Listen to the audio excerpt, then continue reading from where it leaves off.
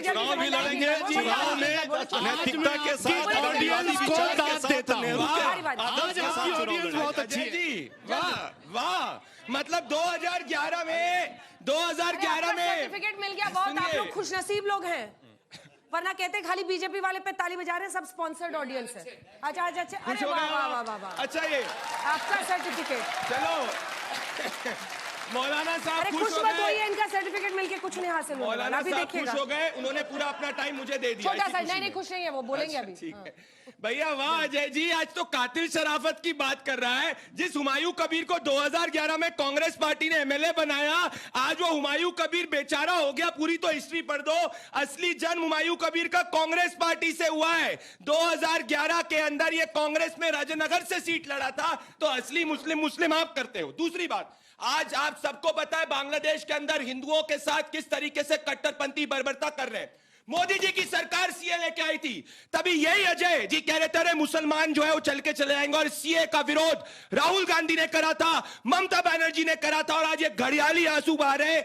आज सच में हिंदू विरोधी कोई है वो ये है, हम सीए लेके आए थे इस तरीके की सिचुएशन से। माफी मांगिए देश से, हिंदू मुसलमान नहीं, हिंदू की बात कर रहा हूं, माफी मांगिए। फिर शुरू हो गए। नहीं अच्छा, हिंदू की बात नहीं करूं, हिंदू की बात नहीं करूं, अब शांत हो गए। बताओ सीए का विरोध किया था कि नहीं किया था? ये फिर शुरू हो गए। सीए का ये देखिए घड़ियाली आंसू कैसे बहा रहे हैं। सीए का विरोध घड़ियाली आंसू है। सीए का विरोध सियासत के लिए कहीं भी जा सकते हैं। हमारे पास जो हुमायूं था वो जहरीला हुमायूं नहीं था। जिस तरह हमारे पास जब दिल्ली थी तो दिल्ली जो है जहरीली नहीं थी। हमने कभी जहरीला सांप को पाला ही नहीं। इनके यहाँ जा करके वो जहरीला हो गया। जो राहुल गांधी सीए के खिलाफ ट्वीट करते हैं, उसी पर आज क्या चल रहा है? हिंदू गठबंधन अब है कि नहीं है? भाई इंडिया गठबंधन अपनी जगह पे है। हम जहरीले लोगों को बर्दाश्त नहीं करते। कांग्रेस गांधी के विचार पे चलने वाला है। ममता जी को जहरीला बोल रहे हैं। नहीं, जो लोग जहरीला करेगा राजनीति में, ममता जी को नहीं, ये बोल रही है। ये मैं क्यों लड़ाई लगाऊंगी? मुंह से डालना चाह रही है। मैं तो हिंदू मुस्लिम वालों को बोल रहा हूँ जो इस देश को हिंदू मुस्लिम के चश्मे से नहीं देखिए, चश्मा उतारिए। ये देश प्रजातांत्रिक है, धर्मनिरपेक्ष है, लोकतांत्रिक है, उदारवादी है। सवाल वही रहेगा है कि वहां पर 6 करोड़ के आसपास लोगों ने दान दे दिया है। अब इमोशनली इस इशू को वहां इतना बड़ा बनाया जा रहा है। बहुत बहुत शुक्रिया आपका वक्त देने के लिए। एक तो बात ये है कि आपने जो आबादी बढ़ती हुई दिखाई है ना, इस पर मैं मुबारकबाद दूंगा कि बिल्कुल खिलाफत कायम करने का इरादा कर लिया है। किसने? मुबारकबाद है जो लोग मेहनत कर रहे हैं आबादी बढ़ाने के लिए, और आप लोग उसको जनसंख्या पर कानून करने के लिए, आप ये देखिए। दूसरी बात ये है, मैंने एक बात कही है, मैं पता नहीं भाई राजनीति कौन क्या बोल रहा है, इससे मुझे बहस नहीं है, लेकिन बंगाल में ममता की सरकार में ममता के माथे पर इससे बड़ा कलंक क्या हो सकता है कि बाबरी मस्जिद बंगाल में बन रही है और उसका चंदा भी खुलेआम हो रहा है, और उसमें लाखों लोग घड़ियाली आंसू बहा करके सरों पर 5-5 ठो 10-10 ठो ईंटें रख करके जा रहे हैं। और मैंने देखा औरतें रो रही हैं, जैसे कि यहाँ काबा बनाया जा रहा हो, जैसे कि यहाँ बैतुल मुकद्दस बनाया जा रहा हो। तो ये इसी ममता जी के कार्यकाल में हो रहा है। मैं इसको बड़ा कलंक समझता हूँ। बाबर का इस्लाम से, बाबर का मुसलमानों से, इस्लामिक विद्वान नहीं है, पीर नहीं है, फकीर नहीं है, बादशाह नहीं, क्या है बाबर? था कभी कोई आक्रांता था, बदमाश था, चला गया, बात खत्म हो गई है। दूसरी बात यह है, बांग्लादेश में जो कुछ हुआ, पहले मैं उसकी निंदा करूंगा, फिर मैं बंगाल पर आऊंगा। बंगाल में जब जब सनातन का त्योहार आता है तो लॉ एंड ऑर्डर के इश्यूज क्यों होते हैं? दूसरी, मुसलमानों के बड़े बड़े जुलूस होते हैं, उन पर लॉ एंड ऑर्डर का कोई इशू नहीं है। आप मुहर्रम का जुलूस देखिए, 12 वफात का देखिए, तो क्या ममता जी वो 33% जो अभी आप बता रहे थे वो 35-36 हो गए होंगे? जब कभी 2000 अभी 26-27 में कभी कोई आएगा और राय शुमारी होगी तो मेरा ख्याल तो 50% मुसलमान बंगाल में होंगे। तो क्या दूसरा बांग्लादेश बनाना चाहते हो आप बंगाल को? सरकार जनसंख्या पर बात क्यों नहीं करना चाहती है? इतनी तेजी से भाई, इतनी तेजी से संसाधन हमारे पास नहीं बढ़ रहे जितनी तेजी से जनसंख्या बढ़ी। भाई एक ही मेहनत पर सब लगे हुए हैं क्या? और कोई दूसरा कोई काम नहीं बचा? तो ममता इस पर भी तो बात करे कि बंगाल की जनसंख्या कैसे बढ़ रही है। तालीम नहीं है, एजुकेशन नहीं, मेडिकल सुविधाएं नहीं है, बस जनसंख्या बढ़े जा रही है, तो और भी कोई काम होना चाहिए। मौलाना अंसार रजा साहब माइक उठाइए और जवाब दीजिए। मैं अगली बार आपको अच्छे से जवाब दूंगा कि ममता का कार्यकाल कैसा है, वेट करिए। अच्छे से वेट करिए। बाबर को उन्होंने आक्रांता कहा, भारतीय मुसलमानों का उनसे कोई लेना देना नहीं है। अब प्रश्न उठ रहा है कि लेकिन उसी बाबरी मस्जिद के नाम पर इतने लोग इमोशनल होकर 6 करोड़ रुपए दान कर रहे हैं, ईंट लेके पहुंच रहे हैं, इसका क्या मतलब निकालें? अंजना जी, सबसे पहले तो हम आपके ऑडियंस को आज मुबारकबाद बार बार देंगे। बहुत अच्छी ऑडियंस आपने आज सुनी है, हर बात को समझ करके ताली बजाने के लिए कर रहे हैं और आप लोग बजा रहे हैं। देखिए सुनिए, मैं बीजेपी का आदमी नहीं हूं कि लालच में वोट लूं। आप बिल्कुल बेफिक्र रहिए, मैं अपनी बात करूं। पार्टियों को देखिए दो बातें हैं।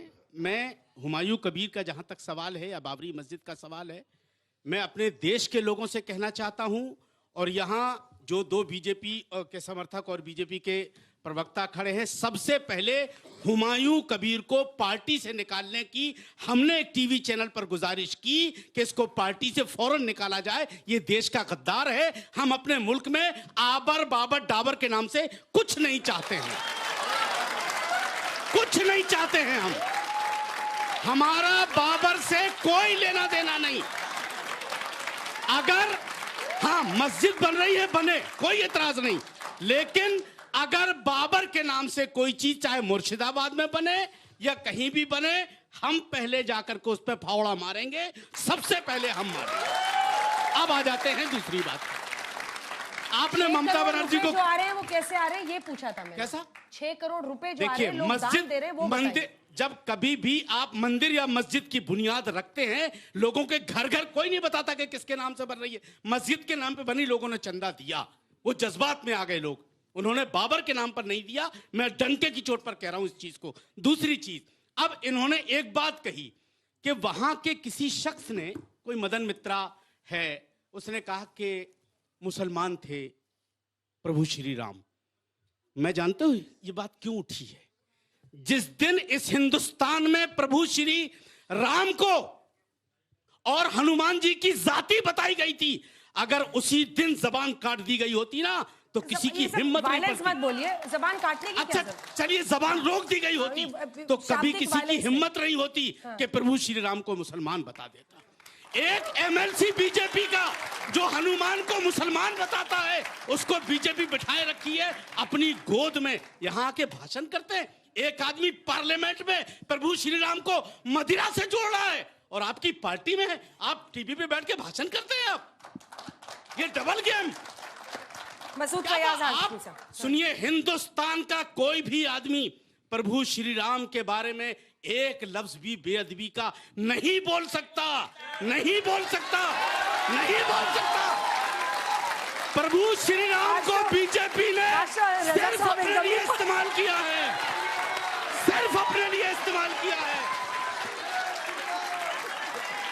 प्रभु श्री राम को सनातनी मौलाना हो गए, सनातनी मौलाना सिर्फ अपने वोट बैंक के लिए इस्तेमाल किया है। जो कहते हैं 2014 के बाद परिवर्तन नहीं हुआ, देख लो परिवर्तन हो गया है 2014 के बाद में। मोदी मैजिक।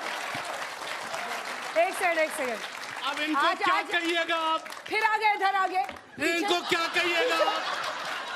अरे क्या कहिएगा आप इनको? सनातनी मौलाना, सनातनी क्या कहिएगा? मतलब वंदे मातरम हमसे बुलवाएंगे और राज्यसभा पे नोटिफिकेशन जारी करेंगे, वंदे मातरम नहीं बोलोगे। 2014 के पहले मौलाना साहब का एक वीडियो 2014 के पहले का दिखा दो, जय श्री राम और प्रभु श्री राम को मानने के लिए। मौलाना साहब तारीख बता दो 2014 के पहले। मैं तो स्वागत कर रहा हूँ आपका हृदय परिवर्तन, मैं आपका हृदय परिवर्तन स्वागत कर रहा हूँ। हर मौलाना देख ले मोदी जी के राज में क्या परिवर्तन हुआ, ये मौलाना साहब है परिवर्तन, मौलाना साहब परिवर्तन है। इसलिए कि आपके हृदय के अंदर विभीषण जागा, हमारे हृदय के अंदर हिंदुस्तान है। अच्छी बात है, बीजेपी नहीं है। हुमायूं कबीर को समझाओ, हुमायूं कबीर को समझाओ, हुमायूं कबीर को समझाओ, हुमायूं कबीर को समझाओ, ममता बनर्जी को समझाओ, राहुल गांधी को समझाओ। अगर आपके हृदय में हिंदुस्तान है, प्रभु श्री राम है। हो गई 30 सेकंड। आप एक सेकंड, 30 सेकंड। अरे जय श्री राम आप बोल रहे थे तो ये कह रहे थे फतवा ना जारी हो जाए। आप बंदे मातरम को बोलते रहिए। आप देखिए, वंदे मातरम तो बोलते नहीं हैं। हुमायूं कबीर के बारे आपने में ऑन रिकॉर्ड कहा है हल्ला बोल में कि मैं वंदे मातरम नहीं बोलूंगा। नहीं बोलूंगा। देखिए पलट गए, कांग्रेसीकरण आ गया 1 सेकंड के अंदर। अब समझ में आ गया कि भाई पूरा जाओ मत, भूल गए थे क्या इन्होंने करना है, अब हुमायूं सच्चाई कबीर आई। का जिक्र चलिए, किया। मसूद हुमायूं फयाज कबीर ने 6 दिसंबर को बुनियाद रखी एक मस्जिद की, और 7 दिसंबर को बागेश्वर बाबा की वहां गीता पाठ करवाया गया है। मैं भारत के लोगों से गुजारिश करूंगा, इस राजनीति को समझो, इससे ज्यादा कुछ। चलिए फयाज हाशमी साहब माइक देखिए, उठाइए और आप जवाब दीजिए। देखिए, मैं अपनी बात शुरू करना चाहूंगा श्री रामचंद्र जी से। हमारे यहाँ जो अभी अंसार रजा साहब भी कह रहे हैं और लोग भी कह रहे हैं, हमारा मानना यह है कि इस्लाम में तक कमोवेश 1,24,000 पैगंबर आए हैं, जिनका कुछ का हमें कुरान में जिक्र है और कुछ का हदीसों और रिवायतों के जरिए से है।